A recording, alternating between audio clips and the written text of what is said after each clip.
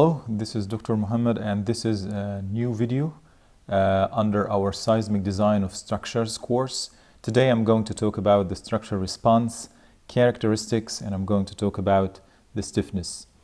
So our talk today is going to be related to stiffness only. I'm going to talk about many things about it, and at the end I'm going to, or at least at the end, you're going to have an idea about the importance of stiffness in general regarding the seismic response. So let's go to an introduction to this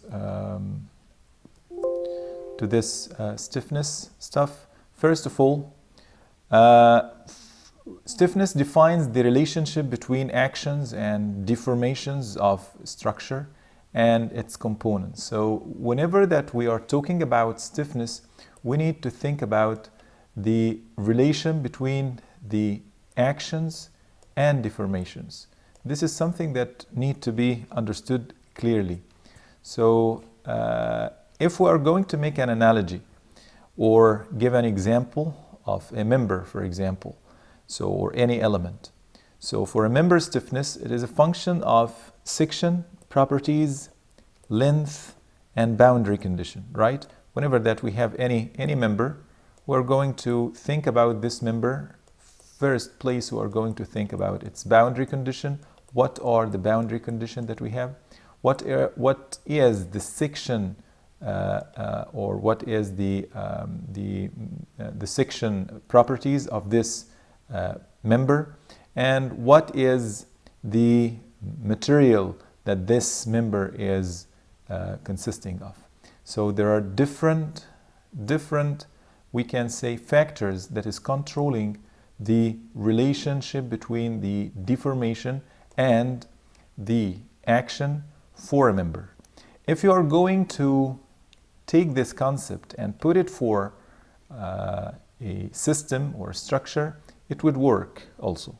So we are going to think about our system as a structure that is going to be applied in it, or there is a force that is going to be applied in it, like F, for example, which is coming from the inertia forces due to the earthquake excitation, and the response of the structure itself, which is going to be denoted as delta, small delta or capital delta, and we are going to make a kind of relationship between the two. The relationship, or the we can say the ratio between the two is going to define our stiffness. Okay, so as we said, for a system stiffness is primarily a function of the lateral resisting mechanisms utilized. For example, moment resisting frames, braced frames, walls, or dual systems. So whenever that we are talking about our system, we are going to deal or talk about the lateral resisting systems. This is our main target here.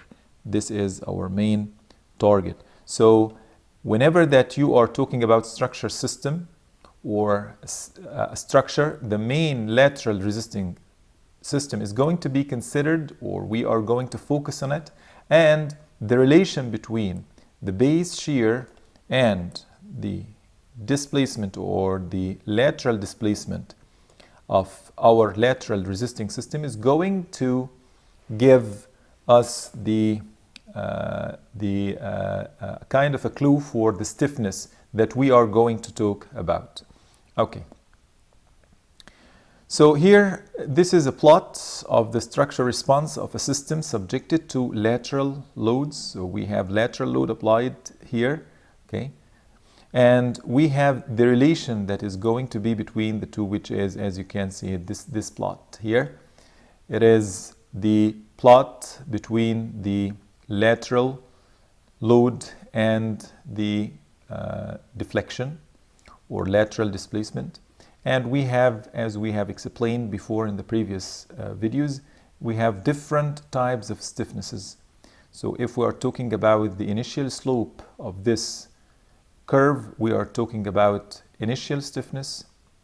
if we are talking about some point on the curve and we link it with the origin and calculate the slope, it is going to be Ks, which is the secant stiffness.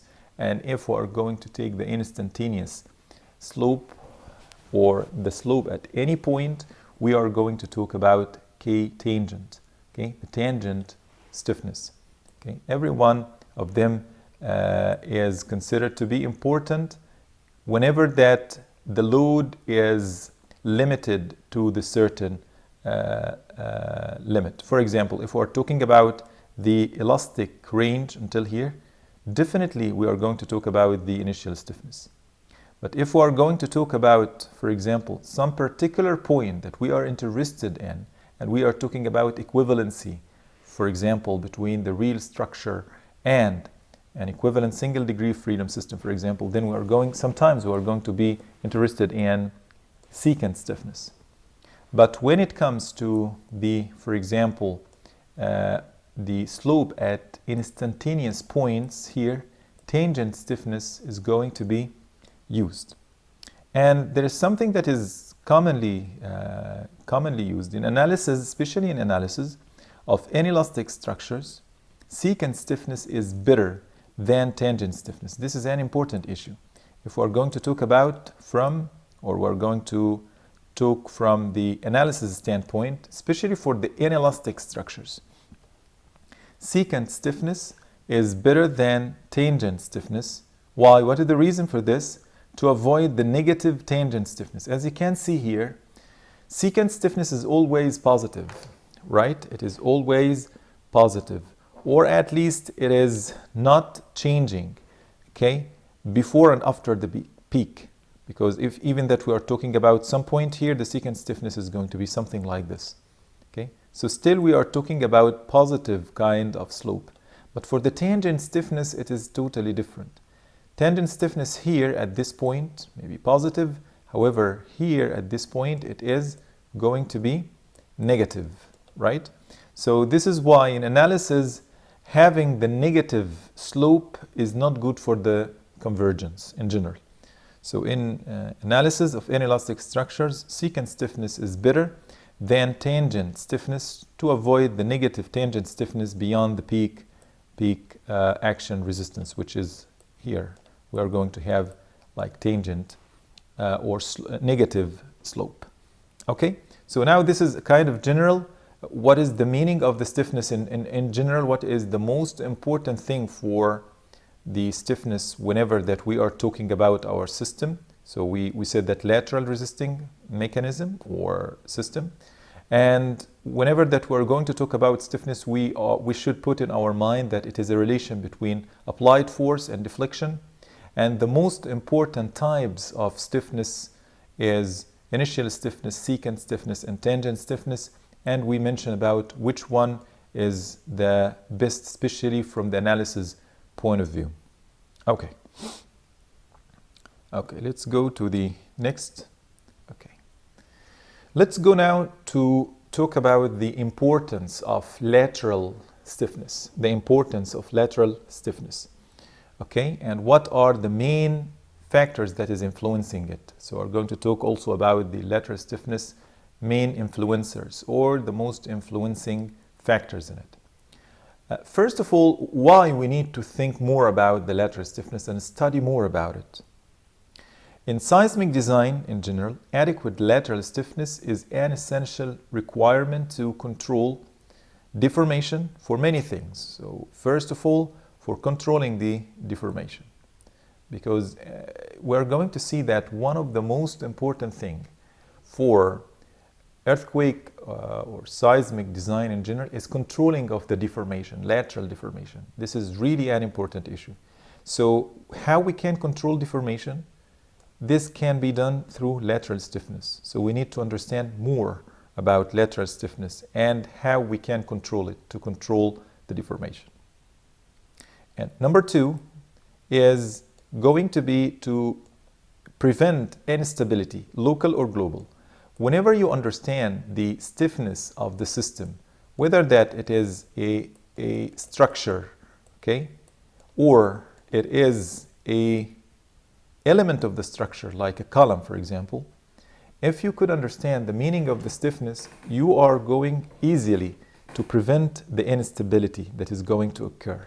You can increase the stiffness where the structure needs to be increased, okay, or where the points. Maybe you need to decrease the stiffness at one point, but you want to increase it at other spot or other place or other element. So you need to understand it in order to prevent instability, whether for the local or global system.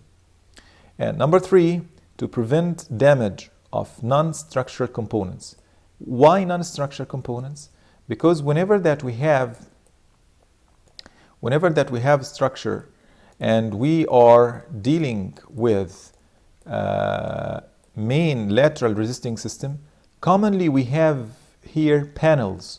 These panels, they are non-structure elements. Okay? This means that if we are going to think about the prevention of non-structure damage, then we need to control the stiffness, because non-structure components, they are they are not flexible, they are stiff, and whenever there is excessive deformation of the main lateral resisting system, then the non-structure elements like bricks and precast walls, for example, and curtain walls, they are going to collapse. And the problem of these elements, whenever they collapse, they are causing a great deal of economic impact on the cost of the damage is very high, to the point that we will not be able to face this kind of extra cost due to the non-structure elements damage. So this is very important whenever we are talking about non-structural damage prevention. Then lateral stiffness is with great deal of importance. Okay, so here we are talking about stiffness. It is not, whenever that we're talking about non-structural components, strength, ductility, overstrength, damping, these are important items that we have explained before, but the most relevant and the most important one is the stiffness, not all of these elements. Okay, so this is why stiffness is very important for non-structural components. And after that, ensure human comfort during minor to moderate earthquake. Yes, whenever that you have a good lateral stiffness for your structure, you're going to find that there is convenience in the usage of, or the function usage of the structure that you are using as a human, because you are going to find that the deflection is not that much that is going to make you fear. Because definitely whenever there is lateral deformation and you are, for example, in the higher floors, okay, in a building, in a high-rise building, you're going to find that you're going to experience acceleration that is very high, and also deflection that is very high due to the flexibility of the system. So this is why, if we want to think about the human comfort especially during minor to moderate earthquakes, then lateral stiffness is the most important. Okay, so now we could understand what is the importance of lateral stiffness. The next point is, what are the factors that is affecting lateral stiffness? Number 1, properties of construction material. This is very important. The construction material itself, whether it is steel, concrete, wood, aluminum, any type of construction material. And number 2, section type, the type of the section itself. Whether it means that the shape of the section, whether it's rectangular or circular, okay, T-section or something else. And then the members that is composing the system. Are we talking about braces like braced frame? Are we talking about columns and beams like frames, for example? And the last thing is the connection that is connecting the beams and the members together. Okay, the connection that is connecting the beams together. Okay, so we have like main 4 items here. We're going to discuss about them in detail in the next slides. Okay, now let's talk about these factors. Factors influencing stiffness. We are going to talk about them in detail now because they are very important. First, let's talk about the material properties. The most important contribution, if we're going to talk about the material properties that influence the structural stiffness are Young's modulus, definitely. This is one of the most important property of the material, plus shear modulus. So it's not only Young's modulus, it is shear modulus as well. E and G. Both are contributing to the and affecting and influencing the structure stiffness, definitely. Okay, so if the Young's modulus, if you are going to use something like steel, it is different than using concrete. E is different here. Okay, this means that it will impact and it will influence the system lateral stiffness.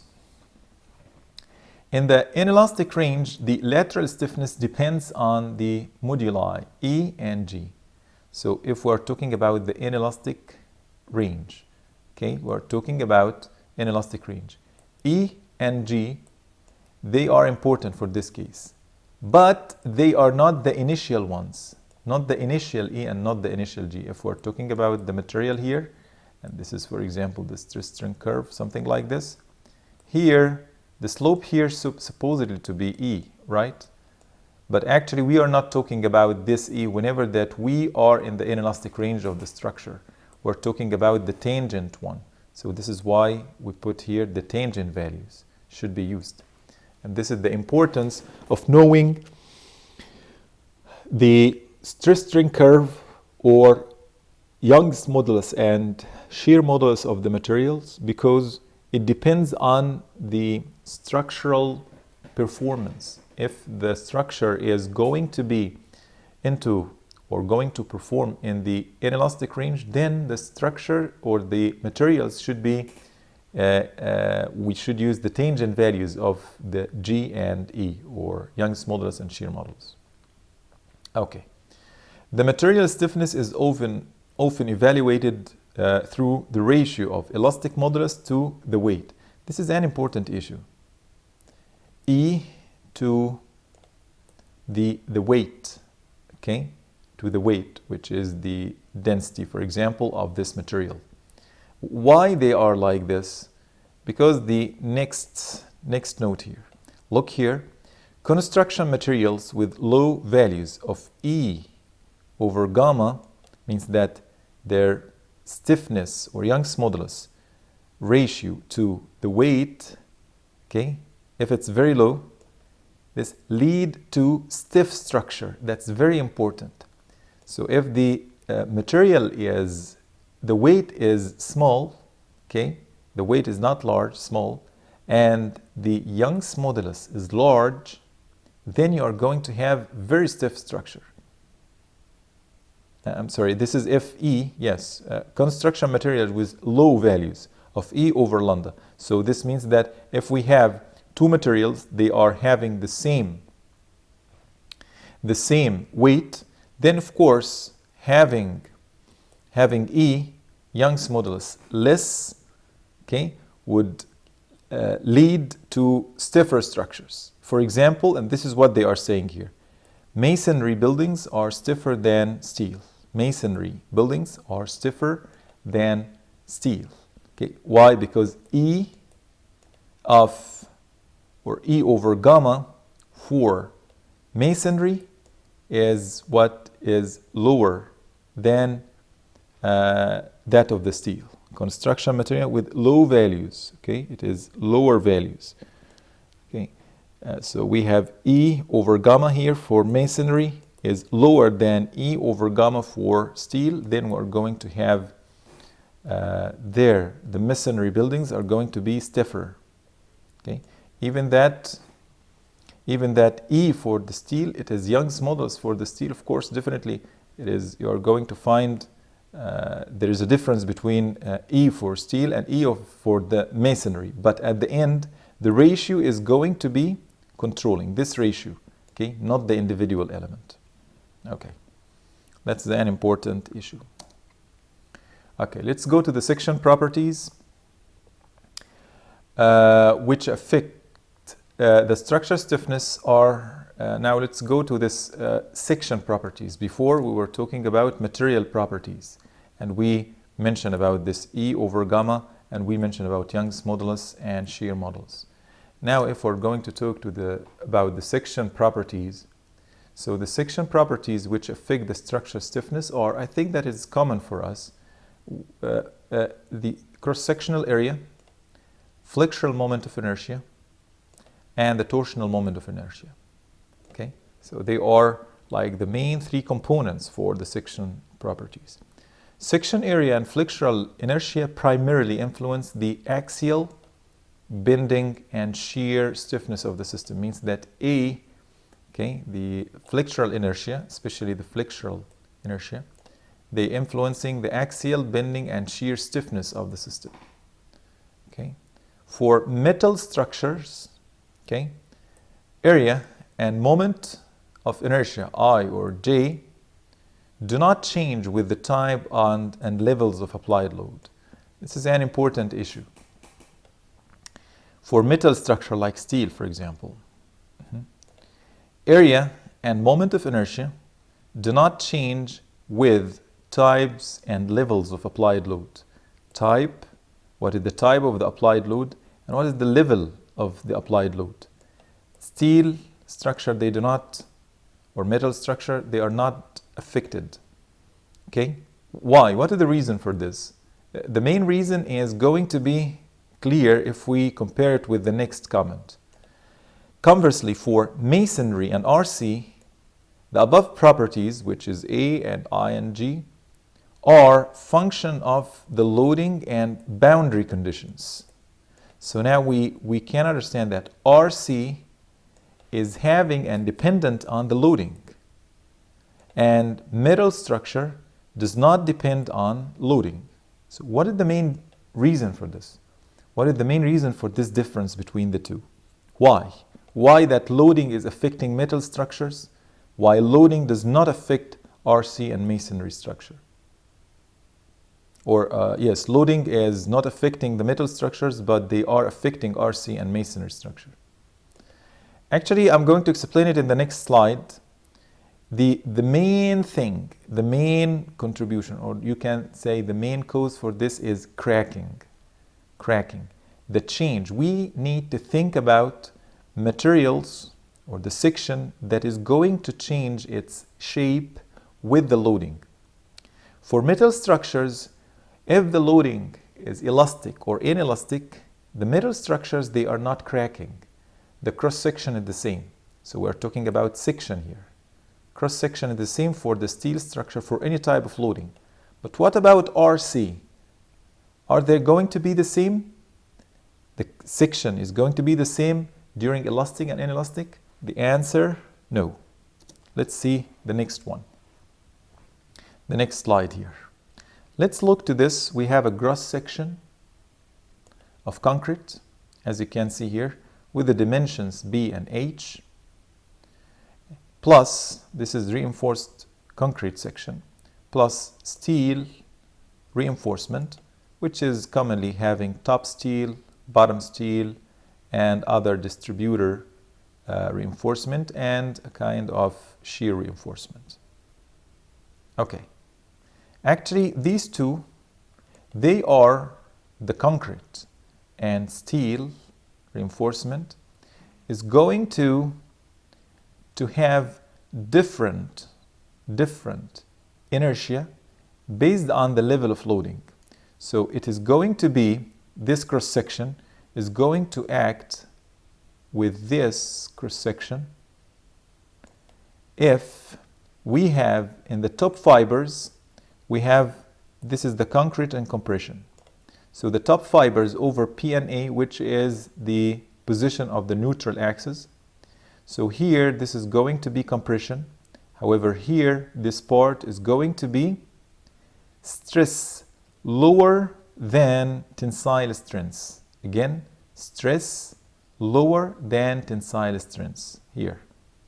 stress lower than tensile strength. The neutral axis is going to be like here, okay, with distance from the top x prime c, x prime c. If you are going to look here, in this case, you are going to find that the top fibers here, they are having compression or concrete in compression. However, the bottom fibers, they are having stress higher than tensile strength here, higher than the tensile strength of concrete. This means that the position of the neutral axis is going to be shifted a little bit up. So we are going to have this x double prime c is going to be smaller than x prime c. This means that the cross section of the reinforced concrete in case of stresses in the lower fibers are lower than tensile strength is going to be different or compared to the case where the stresses in the lower fibers are higher than the tensile strength. This one is different than this one.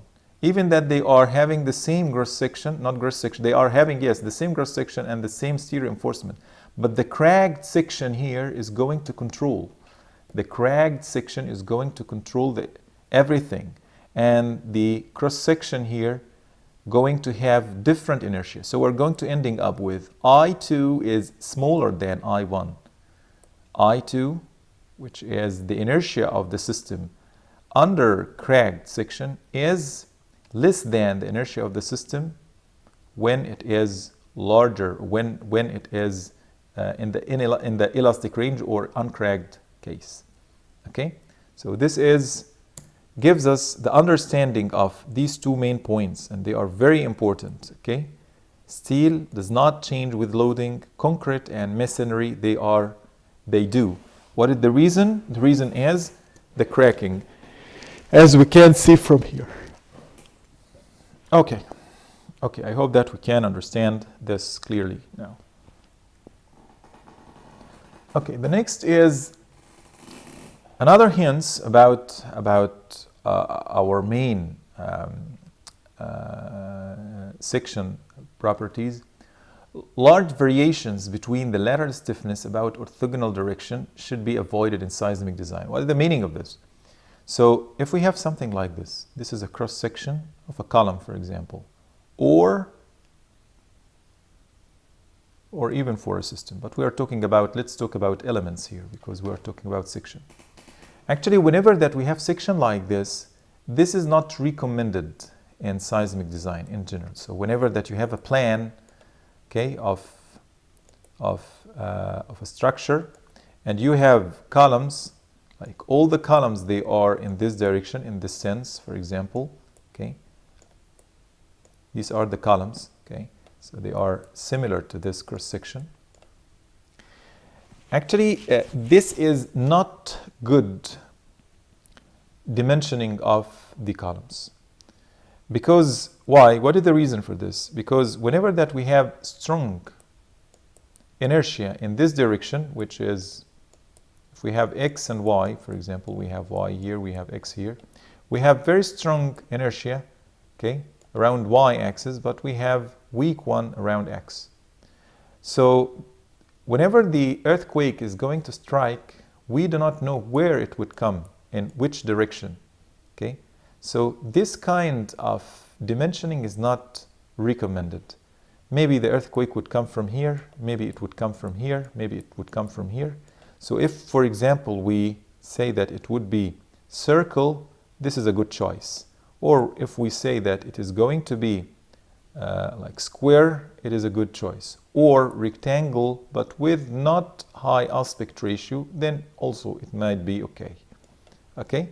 So this is the reason why we say that large variations between the lateral stiffness about orthogonal directions should be avoided in seismic design. So these kind of things is better. Sections with ratios of Ix over Iy close to unity, as in circular or square sections, should be used due to the uncertainty inherent in the direction of earthquake ground motion. So this is the major reason. If I say to you, if I ask you in the exam why we should provide the lateral stiffness or large variation, okay, large variation is not recommended between lateral stiffness of one cross section. So the answer is going to be due to the uncertainty inherent in the direction of the earthquake ground motion. We do not know from where it would come. So if we are, the section should be like ready to receive the force from anywhere with the same inertia. But if we are going to use this very large variation, then the section is going to be fragile and weak in this direction, okay? And I mean that if the load is coming in the y direction, because its inertia around x is very small, so this is not recommended, okay? For example, in bridge piers, for example, circular or square columns, circular or square columns means that Ix over Iy equal to 1 are preferable to rectangular sections. So if you are going to design a bridge or a bridge pier, okay, like the columns of the bridge, then it's better to use Ix over Iy equal to 1 commonly. And this is why you are going to find that in most bridges, they prefer to use like circular ones, because really we do not know the earthquake would come from which direction, from here or from here or from here. So it's better to be with Ix over Iy equal to 1 or something like the circular section. Are preferable to rectangular sections with section aspect ratio larger than 3 to 4. This is not recommended at all. Okay? Okay. Now let's go to the next point. Now we are going to talk about the member properties. Again, I want you to know what is the flow of what I'm talking about. We are talking about factors influencing stiffness. So we started with material properties, then we went to section properties, and then we talked about, we are going to talk about the number 3, which is member properties. What is the effect of member properties on the lateral stiffness of our system? Okay. The lateral deformations are normally higher than shear deformation. Flexural deformations are normally higher than shear deformation. Okay. So what is the meaning of flexural and what is the meaning of shear deformations? Flexural means that if you have something that is very slender, okay, something like this, and whenever that there is load would come, then you are going to find something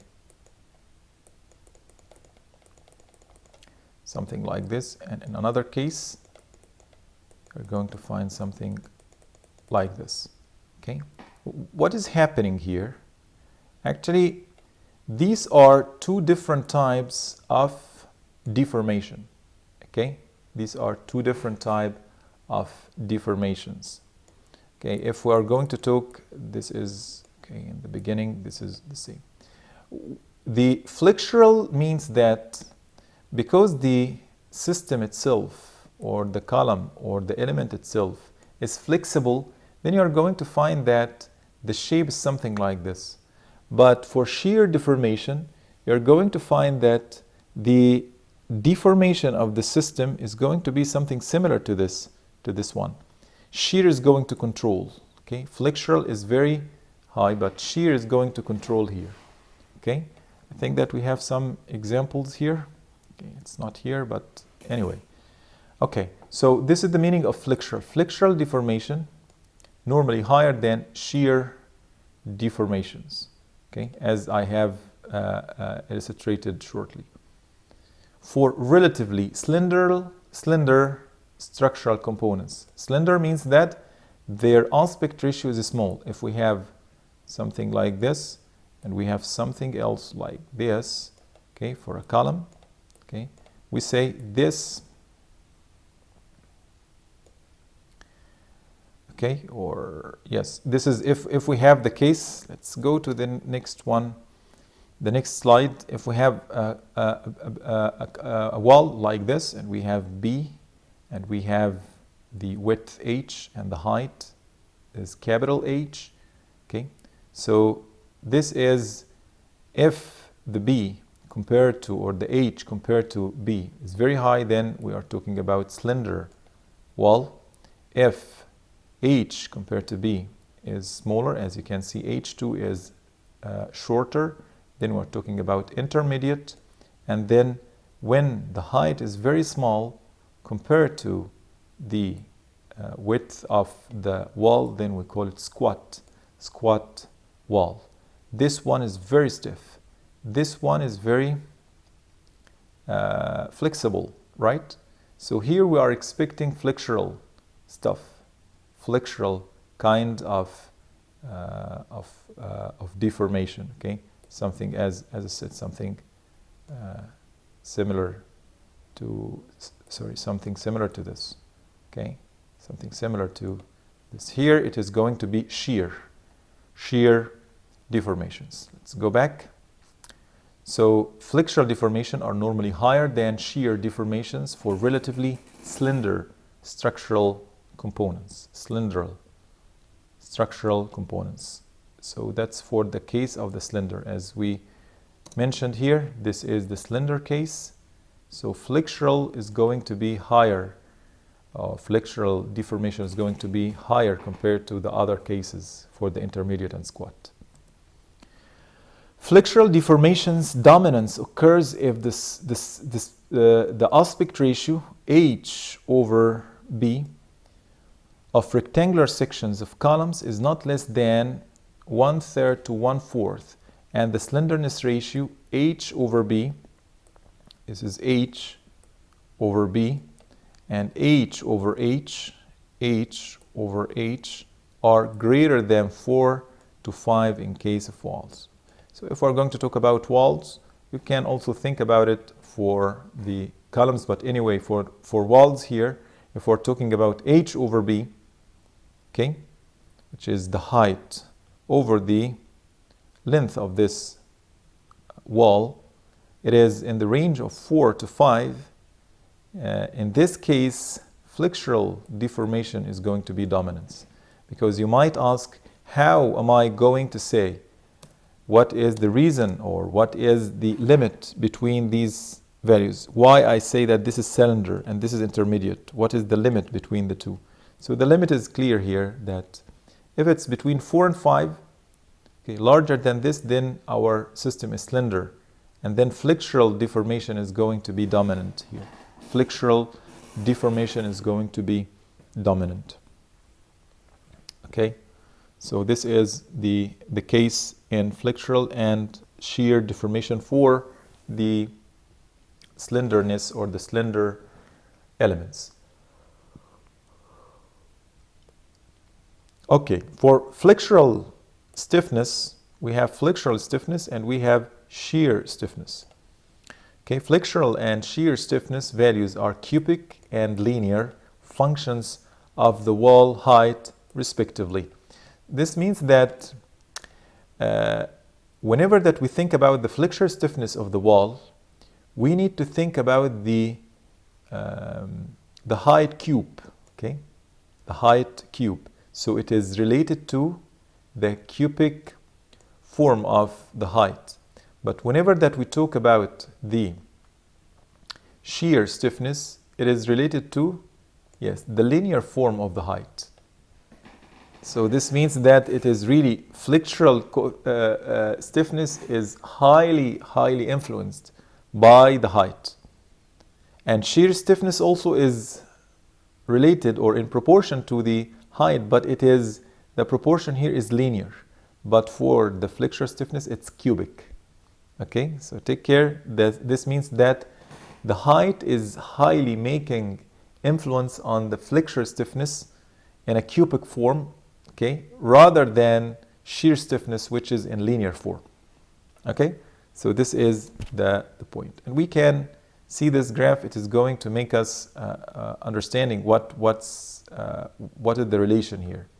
Structure wall under horizontal loads, and here this is wall layout. This is the layout of the wall, okay?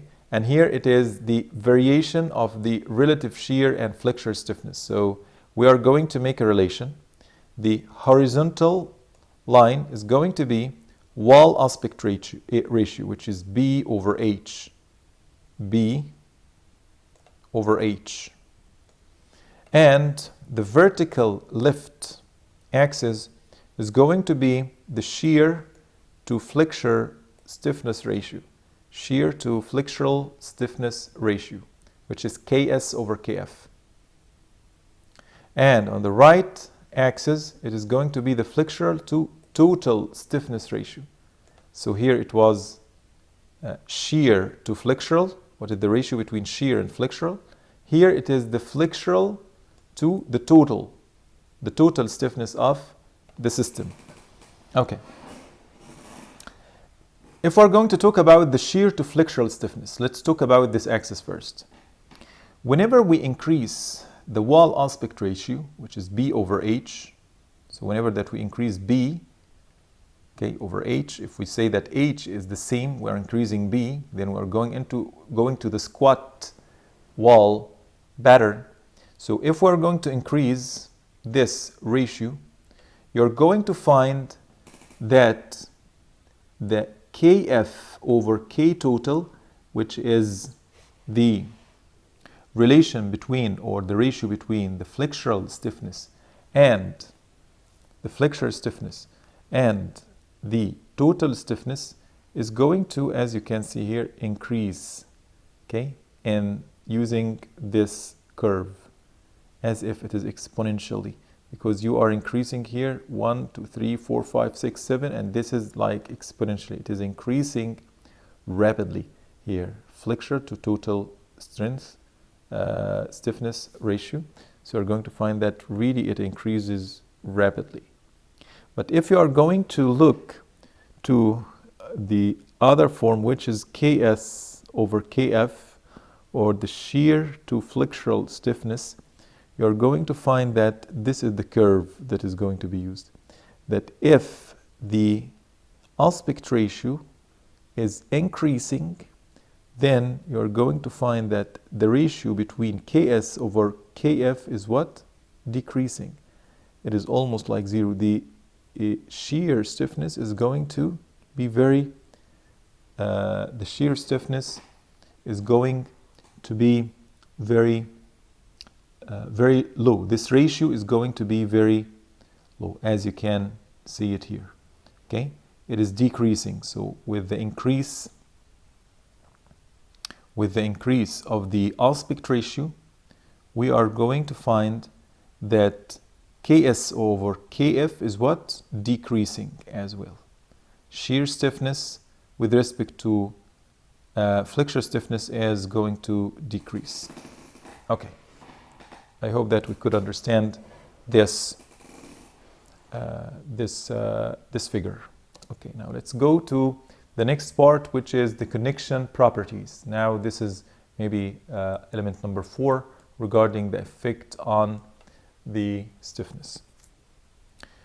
Connection behavior influences significantly the lateral deformation of structural system. Okay, so it is really having some like different or connection behavior influences significantly the lateral deformation of structural systems. For example, in multi-story steel frames, look at these ratios, they are very interesting and very important. In multi-story steel frames, 20 to 30% of the relative horizontal displacement between adjacent floor is caused by the deformability of the panel zone. Can you imagine this? Of beam to column connections. This means that in multi-story steel, we're talking about steel here. We're talking about steel. Okay, in multi-story steel, you are going to find that they are highly influenced by the panel zone, which is the beam to column connection. Panel zone, it is, you know, the whenever that we have like beam and column. So this corner, this part, we call it the panel zone. okay, which is related to the steel frames.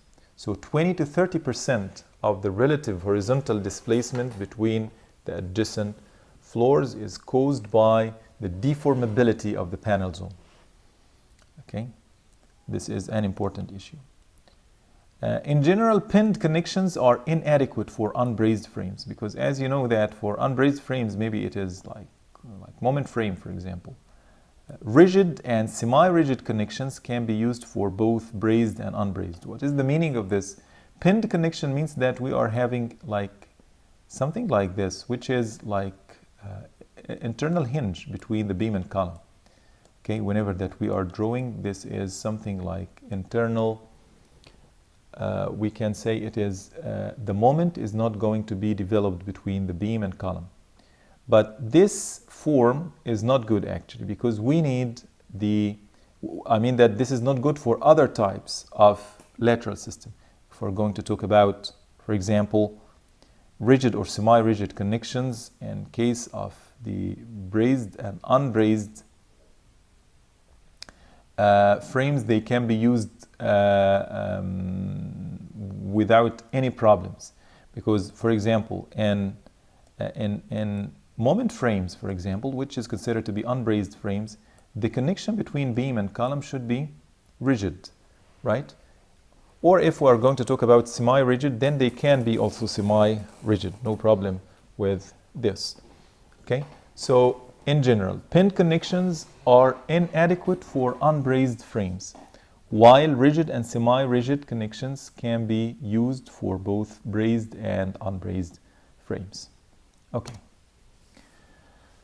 Another an important finding from interest from research and so on, they said that laboratory tests on a two-story steel frame, still we're talking about steel frames with semi-rigid and fully rigid connections, have demonstrated that a reduction of the connection stiffness by 50 to 60%. This means that if we reduce the connection stiffness, I mean that the detailing of the connection itself to reduce the stiffness by 50 to 60%, leads to reduction in the frame stiffness by 20 to 30%. Okay, so this gives to you the importance of the connection. Whenever that we are going to design, you are going to find that sometimes we are going to design the connection. If you want to take care of the lateral stiffness and you want to control the lateral stiffness, you need to be careful at the design of the connection. And they said that if I'm going to repeat it again, if we about 50% decrease in the connection stiffness, it would lead to 20 to 30% decrease in the total system. Okay.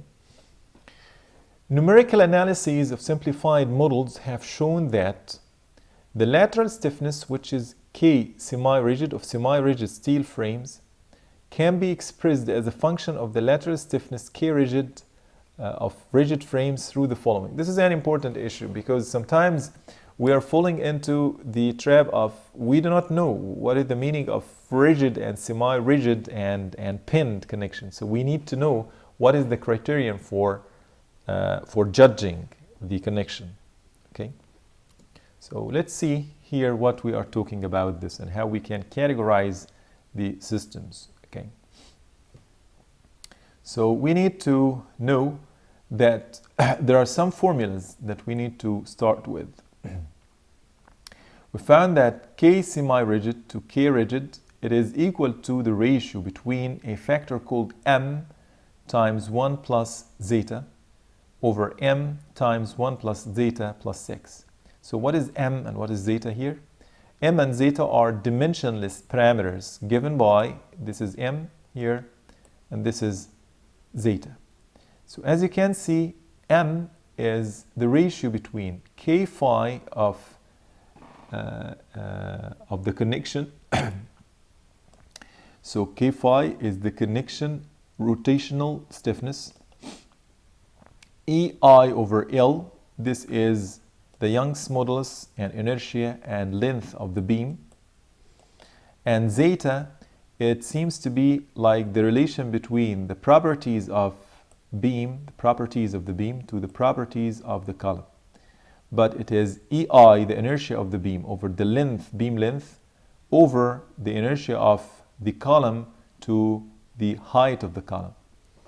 Okay, I think now this is zeta is something that is common for us. It is the relative stiffness between the beam and column, and here m, it is related to the relative stiffness between the rotational stiffness of the connection to the stiffness of the beam. Okay, so we found that we can control everything based on this m, actually. So if we are going to we are going to categorize our connection based on the value of m. So connection with m less than 5, they are called pinned connections.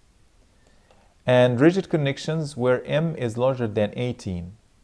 And between 5 and 18, it is going to be semi-rigid. Okay, so we have semi-rigid connection if our m is between 5 and 18. Okay, if it's less than 5, it is pinned, and if it's larger than 18, it is considered to be if it's larger than 18, it is considered to be rigid connection. Let's have a picture here that is going to make it easy for us. So actually, this is the EI for the column, EI for the beam, and this is the deflection, and this is the lateral load, and this is the height of the frame. So we are like drawing different connection types. This is in a steel, so it is pinned connection here.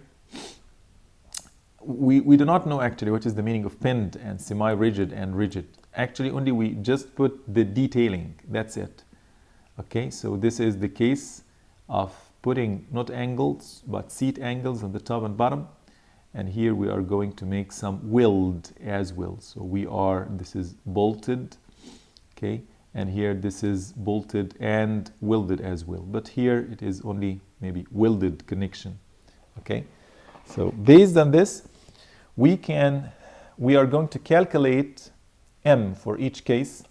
And this m is going to be based on, as we said before, this is how we can calculate m. Okay, so this is the case. We need k rotational of the panel zone or the connection and EI over L.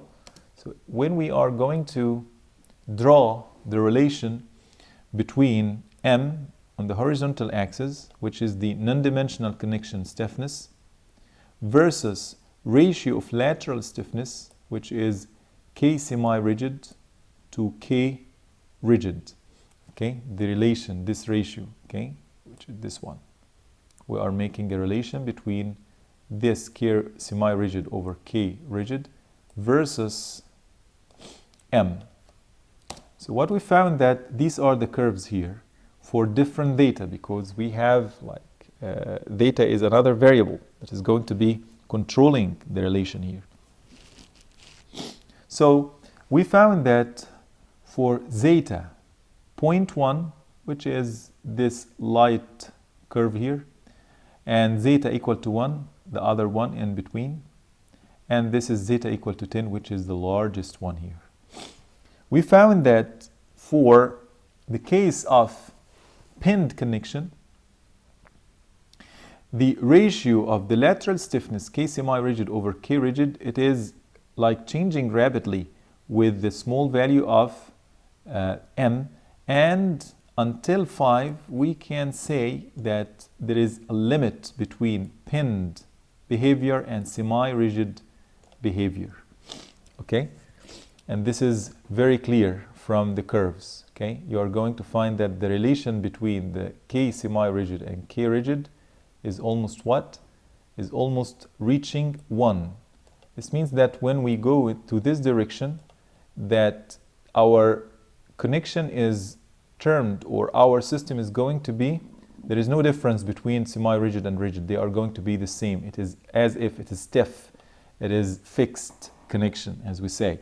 Okay, so that's they found that this is the right limit, which is 18. And we said that this is the ratio between 5 and 18. It is for the semi-rigid, and after that larger than 18, it is going to be the rigid one. it is going to be the rigid one. Okay. Okay, now let's go to the system properties. Now this is the next factor that is affecting the lateral stiffness, which is the system properties.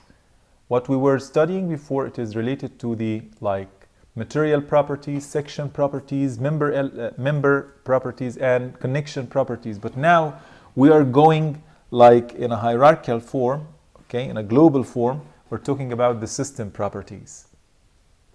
So the lateral stiffness of a structure depends on the type of system utilized to withstand horizontal earthquake loads. The distribution of the member stiffness and the type of horizontal diaphragms connecting vertical members. So we are talking about the lateral stiffness depends on what? Depends on the type of the system. Type of the system means that braced system, moment frame system, eccentric braced frame. What is the type of the system? To withstand horizontal loads, okay, depends on the type of the system utilized to withstand horizontal loads, and another thing, which is the distribution of the member stiffness and the type of horizontal diaphragm. So we have different things, okay? Depends on the type of the system. This is number one. What is the type of the system? Braced or moment frame, for example.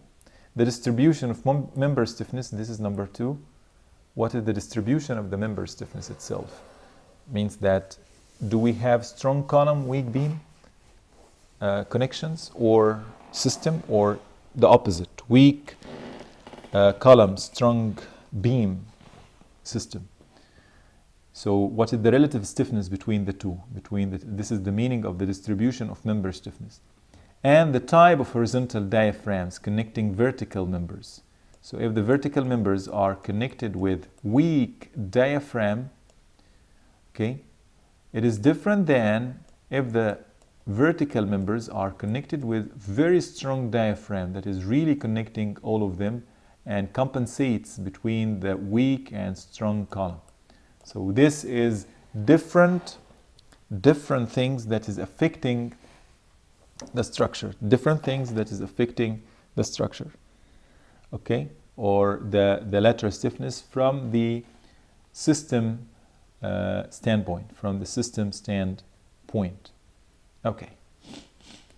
Okay. So we have also, when we are talking about MRFs, are generally more flexible than braced frames. So if we're talking about MRFs, means that moment resisting frame. We're going to talk about them later, and we're going to design moment resisting frames later. But just remember that moment resisting frame means that the connection between beams and column are rigid. Okay, they are different than the braced frame. Braced frame means that we have some connection here. Okay, so MRFs are generally more flexible than braced frame. The latter class includes concentrically braced frames, CBFs, and eccentrically braced frames, EBFs. So we have different types of braced frames, concentric or eccentric. Structure walls are stiffer than all types of frames. If we're going to talk about structure walls, so they are stiffer than all types of frames. We have braced frames, moment resisting frames, braced frames, and structure walls system. So structure wall system, which is having structure wall core, for example, in the middle of the structure, or maybe we can put it at the different on the periphery of the structure, or in the system from outside, that is going to make our system to be stronger, okay, or stiffer. Okay, so in general, walls are stiffer than all types of frames. If we're talking about whether like moment resisting frames or braced frames, then structure wall is better and larger, providing larger types, providing larger stiffness. Okay. Frames with rigid connections exhibit higher stiffness than those with semi-rigid connection. This is commonly whenever that we have connection that is rigidly connected between beam and column. they are going to provide higher stiffness than those with semi-rigid. How we can differentiate between the two? Based on M, the factor M that we have explained 2 slides before. Okay. Another important issue regarding this issue, or regarding the effect of the global system or the system on the lateral stiffness, is the uniform distribution of stiffness in plan and elevation is necessary to prevent localization of high seismic demands. Yes, uniform distribution means that if you are going to have in the elevation, for example, if you have column that is very stiff in the first floor, but you have another column that is very slender in the higher floor, this point considered to be a point of the distribution is not continuous here. So this is a problem. This means that if there is non-uniform distribution, then there is a problem. There would be a problem. There would be some increase of the demand at this point. So uniform distribution, which is something related to the system or global system of stiffness in plan and elevation, is necessary to prevent localization of high seismic demands. So whenever that you design your system, you need to think about this issue, okay, which is the localization localization of high seismic demands due to non-uniform distribution of the stiffness. So when you design, you need to make all elements to be uniform. Do not, for example, do not put one beam like this, which is very deep, and then the next beam is very small, something like this. You are going to find problems here. Also in columns, something like this. Non-uniform distribution of stiffness from the global system point of view is not recommended. Okay? Soil structure interaction. Another thing is soil structure interaction should also be accounted for in the evaluation of the global system stiffness. That is very important, and many people, they are neglecting it, but we need to think about it. This type of interaction reduces the stiffness of the superstructure. Take care of this word. Reduces stiffness of the superstructure and may alter the distribution of seismic actions and deformations under earthquake ground motions. This is a very important concept, that soil structure interaction is going to help us. And commonly it's going to help us, but sometimes this type of interaction reduces the stiffness of the superstructure. Okay? Reduction of the stiffness, well, it depends actually, but again, not every time we say that increasing the stiffness is better, but sometimes decreasing the stiffness is better if we are talking about the seismic demands on foundation. Okay? So anyway, the effect of the soil structure is reducing. And instead, because commonly whenever that we design our structure, we say that the structure is fixed at the bottom. But actually the structure not fixed. It should have something like spring, moment spring at the bottom. And this moment spring properties depends on the soil properties. Okay? Okay, so this is actually, I think that I'm going to stop here because this video is long enough now, and next time I'm going to talk about the effects on actions and deformation distribution. So I think I'm going to end up here, and the next video is going to be continuity for the main topic that we have started today, which is related to the stiffness and the effect of stiffness in general on the response of the structure. Okay, thank you and see you in the next video.